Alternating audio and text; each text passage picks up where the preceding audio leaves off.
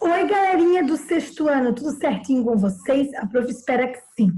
Hoje a prof veio gravar uma videoaula para vocês, para nós continuarmos o nosso assunto lá da apostila do volume 3. Estamos falando do mundo árabe, certo? Primeiramente, a prof vai corrigir as atividades que a prof deixou para vocês na aula passada. As atividades da página 32. Vamos lá, então? A prof vai compartilhar com vocês a tela da prof. Ó, já abriu aqui para a prof, vamos lá. Isso, já abriu aqui. Página 32. Na página 32, a prof deixou a tarefa para vocês. E eu quero falar dessa imagem que está aqui. Certo, gente? Que imagem é essa? Isso aqui é uma mesquita. A mesquita é a igreja muçulmana. Certo? Aqui no centro dessa mesquita, nós temos a Kaaba. Essa construção cúbica que está aqui chama-se Kaaba. Tá, gente? É uma construção cúbica e esse aqui é um tecido que está cobrindo essa construção cúbica, que é seda negra, uma das sedas mais caras do mundo. E o que tem de dourado é bordado manualmente com fios de ouro. Tá? É o maior centro religioso árabe, islâmico, certo? É o maior centro religioso do mundo, né? E aí representando a cultura, a religião islâmica, né? Anualmente, milhares de pessoas visitam a Kaaba. Esse ano, 2020, isso diminuiu por conta da pandemia, né? Esse número de pessoas. Na Kaaba tem uma pedra negra. Tá, gente? Essa pedra negra está incrustada aqui nessa construção. A pedra negra, ela é um fragmento de meteoro. A gente sabe que o tempo todo no universo nós estamos em movimento e qualquer fragmento pode se desprender e entrar em contato com a Terra, impactar a Terra. Aqui é um fragmento de um meteoro, mas para os muçulmanos não é simplesmente um fragmento de meteoro, certo? Era uma pedra branca que foi mandada pelo anjo Gabriel, certo? Que, por sua vez, ficou preta por conta do pecado das pessoas. É a história islâmica, né? A história muçulmana. Vamos fazer a correção, então, da página? Que a prof deixou a atividade para vocês, a página 32. Vamos lá? Olha só. Olha aqui, ó. Nós temos aqui, ó, a partir do século VI, os árabes tiveram contato com outras religiões monoteístas. O que é uma religião monoteísta, gente? Monossílaba. Lembra lá de língua portuguesa? Uma única sílaba. Monoteísta acredita em um único Deus. Os cristãos, que somos nós, somos monoteístas, acreditamos em um único Deus. Os judeus são monoteístas. E os muçulmanos também são monoteístas, eles acreditam em um único Deus. Nós temos religiões que acreditam em vários deuses. Por exemplo, os hindus, a religião hinduísta, acredita em vários deuses, né? A religião, os gregos, os romanos acreditavam em vários deuses, né? Aí nós chamamos de politeísmo, quando aquela civilização, aquela região acredita em vários deuses. No caso da religião islâmica, eles acreditam em um único Deus, que chamamos de Alá, ou seja, uma religião monoteísta. Como o cristianismo e o judaísmo. E o comércio de Meca prosperou. Ainda assim, as diversas tribos árabes só foram unificadas no século VII, a partir das ações de um homem chamado Muhammad, que é Maomé, que é a principal liderança, certo, da religião islâmica. De acordo com essas informações, pesquise o significado de unificação.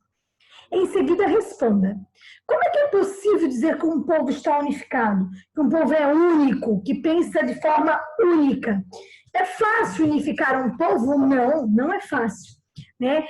Tem inúmeras histórias de civilizações e de povos que não eram unificados, que não tinham a mesma religião, que não tinham as mesmas crenças, que não tinham a mesma língua, não eram unificados. E quando os povos não são unificados, eles são mais fáceis de ser dominados, tá? Todo povo que não é unificado é mais fácil dominar. Vocês lembram os gregos?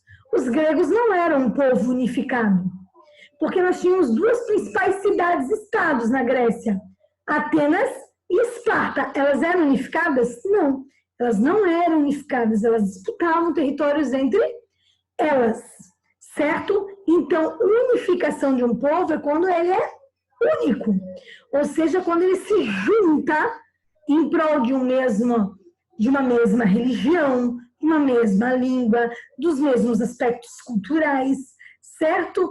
Da mesma moeda, né? Então, no caso dos árabes, tinham dois grupos. Os sedentários, que possuíam um lugar fixo de moradia, e os nômades, que eram chamados de beduínos, que faziam comércio, que não tinham um lugar fixo de moradia. Esses povos árabes, eles eram politeístas. Eles acreditavam em vários deuses. A cidade de Meca, que é a cidade onde Mohammed, que é Maomé, nasceu, ela vendia imagens. Eles viviam do comércio. E era um comércio que vendia imagens. Mohammed, aos 30 anos, quando ele recebe a visita do anjo Gabriel pela história islâmica, ele começa a falar de um único Deus. Só que ele começa a ser perseguido. Porque na região onde ele mora, eles acreditam em vários deuses e vivem disso. Ou seja, o comércio era a venda das imagens. Então ele vai para Medina, que é uma cidade bem próxima a Meca, uma cidade da Península Arábica, né, da Arábia Saudita. Então ele vai para Medina. Ali ele fica alguns anos e organiza um exército e volta para Meca com um exército, né, e acaba com o politeísmo e institui o monoteísmo, que se acredite, né, em um único Deus, e ele consegue unificar todo mundo nessa crença. Ele consegue fazer que todo mundo acredite que existe um único Deus. E aqui, gente, é uma prova disso. Porque essa mesquita aqui onde nós temos a Kaaba fica onde? Em Meca. É o maior santuário religioso do mundo inteiro. Tá? E tem essa representatividade. Então, olha a importância de Mohammed, né? A principal figura importante da religião islâmica. Aí nós temos aqui o Mohammed e a unificação. Certo? Então, aqui vai falar da história de Mohammed, né? Que quando ele recebe a visita do anjo Gabriel, está aqui uma imagem que representa essa visita do anjo Gabriel, certo? Conta a história dele, né? Quando ele foge de Meca para Medina, certo? Mohammed não sabia escrever. Então, o livro sagrado muçulmano chama-se Alcorão. Tá aqui ele, tá? Podemos chamar ele de Corão ou de Alcorão, tá? Os dois nomes estão corretos.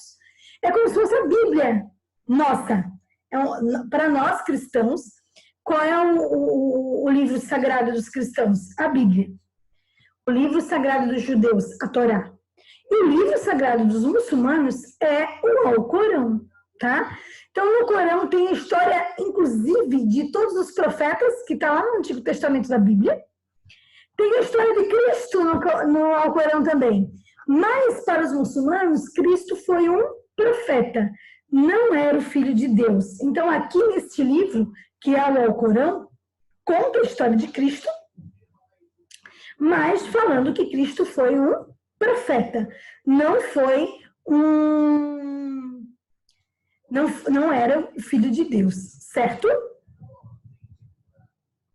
Olha só, aí nós temos a criação de quem? Da religião islâmica.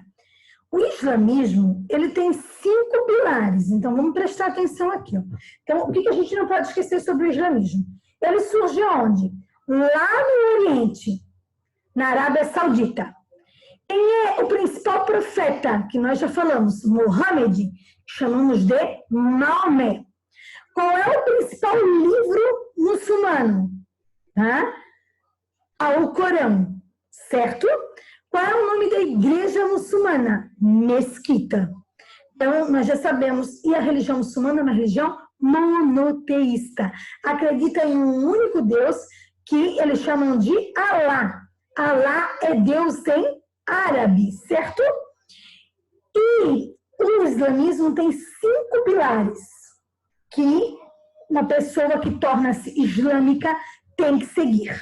Primeiro pilar do islamismo: eu tenho que me converter, me tornar islâmica. E quando eu me converto, quando eu me torno islâmica, eu vou professar a minha fé para mais pessoas, ou seja, eu tenho que ter testemunhas, e na frente dessas testemunhas, eu vou dizer que eu acredito em um único Deus, e que ele se chama Alá, e que Mohammed, que é Maomé, é seu principal profeta. Então, eu tenho que falar publicamente que eu acredito em Alá, que é Deus em árabe, e que Mohammed, que é Maomé, é o principal profeta que eu acredito, certo? É o primeiro pilar do islamismo. Me converti, me tornei islâmica e falei, então, que professei com testemunhas que existe um único Deus que se chama Alá e que seus ensinamentos, né, seus principais ensinamentos ali, foram escritos, professados e falados por Mohammed, que é seu principal profeta. Segundo preceito islâmico, eu tenho que orar 5 vezes ao dia. Isso mesmo, tenho que fazer orações 5 vezes ao dia. Todas essas minhas orações têm que ser sempre direcionadas a Meca. Então, toda vida que eu fizer as minhas orações, eu tenho que estar direcionada a Meca. Tenho que entender onde fica localizada a Meca, colocar um tapete em direção a Meca e fazer essas minhas orações. Quando a gente chega num templo islâmico, num templo muçulmano, numa mesquita, a prof já conheceu uma mesquita. Não temos mesquita em Santa Catarina, não temos templo árabe muçulmano em Santa Catarina, mas temos no Paraná. Curitiba tem uma mesquita, bem no centro de Curitiba. E eu fui para Curitiba e fui conhecer a mesquita. Chegando lá, para entrar na mesquita, tem que tirar o calçado, tem que colocar um véu, certo? Para conseguir entrar na mesquita. Lá na Arábia Saudita, as pessoas precisam lavar os pés, fazer a limpeza do corpo, para conseguir entrar na mesquita, certo? Então, é um preceito religioso deles de respeito. Tá? Essa questão da ablução, que é a limpeza do corpo. Tá? Eles chamam de ablução. A limpeza do corpo é chamada de ablução. Tá? Então, primeiro eu professo a minha fé, depois eu oro 5 vezes ao dia. Terceiro pilar islâmico, caridade. Ajudar o próximo, certo? Quarto pilar islâmico, fazer o jejum. Tá? Existe um mês sagrado para os islâmicos, que chamamos de Ramadã. É o 9º mês do calendário islâmico. O calendário islâmico é diferente do nosso calendário. O nosso calendário é solar e o calendário islâmico é lunar. Então, é diferente os meses. Tá? E, então, no 9º mês do calendário islâmico, eles têm que fazer um mês de jejum. Eles só se alimentam ao final do dia. Então, em jejum do amanhecer ao pôr do sol, tá? Todos os dias durante todo o mês. Claro que ao final desse mês, eles fazem uma grande festa em comemoração a esse mês de jejum, certo? É nesse mês de jejum que as pessoas visitam muito a Kaaba, porque é um mês sagrado para eles, né? Então, eles vão muito a Kaaba neste mês de jejum. Vamos lá. E o último preceito islâmico é ir uma vez na vida a Meca. Peregrinação, peregrinar, visitar esse centro religioso que fica em Meca. Ou seja, uma vez na vida ir até Meca. Gente, as pessoas que têm baixa renda, ou seja, que não têm condições financeiras, elas não são obrigadas a visitar Meca. Mas todos que têm condição financeira devem visitar uma vez na vida a Meca. Então, os islâmicos seguem a risca, tudo bem certinho, os 5 preceitos islâmicos. Olhem aqui as orações que são feitas, certo? Olha só, a gente pode fazer aqui, gente, juntos, essa atividade que está na página 35, tá? Organizando a história da página 35. Um quadro comparativo entre o cristianismo e o islamismo. Islamismo, acredita em quem? Alá. Cristianismo, Deus. Livro sagrado do islamismo, Alcorão. Livro sagrado do islamismo, Alcorão. Do cristianismo, Bíblia. Né? Nós temos ali, do islamismo, principal cidade sagrada, Meca. E para os cristãos, Jerusalém. Jerusalém é uma cidade sagrada para os cristãos. Certo, gente? Aqui vai falar um pouquinho sobre a questão da política e da economia da Península Arábica, que nós vamos falar na nossa próxima aula. Olha só, gente, as mesquitas. Para mostrar para vocês. Aqui é uma imagem de uma mesquita, de um templo islâmico, certo? As mesquitas têm essas abóbodas, que são essas cúpulas arredondadas com vários minaretes. Certo, gente? Então, eu espero que vocês tenham compreendido, tá? As principais apontamentos sobre a religião islâmica. Gente, a religião islâmica é a religião que mais cresce no mundo. Certo, galerinha? Um beijo no coração de vocês e a gente se vê semana que vem.